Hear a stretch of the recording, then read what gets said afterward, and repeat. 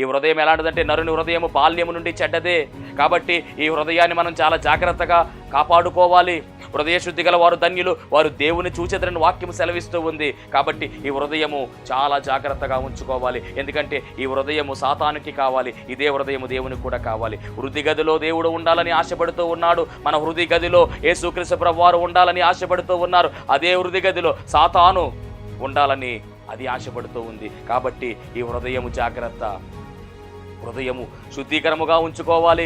హృదయం నిండా మనం వాక్యము నింపుకున్నట్లయితే ఏ సాతాను కూడా మన హృదయంలోనికి రాలేదు కూడా అని గమనించాలి. కాబట్టి మన హృదయ ఆలోచనలు చాలా జాగ్రత్తగా ఉంచుకోవాలి. హృదయాన్ని మనం కాపాడుకోవాలి. మన హృదయమే మనల్ని ఏం చేస్తుందంటే మోసములోనికి నడిపిస్తుంది, మనను మోసము చేస్తుందని దేవుని వాక్యం చాలా స్పష్టముగా సెలవిస్తూ ఉంది. ఇంకొక మాట ఏమిటంటే మన దేవుడు హృదయ పరిశోధన చేసే దేవుడై ఉన్నాడు. ఆయన హృదయాన్ని పరిశోధన చేసే దేవుడై ఉన్నాడు అనే విషయాన్ని కూడా ఈరోజు దేవుని వాక్యములో చాలా స్పష్టంగా మనం చూస్తూ ఉన్నాం.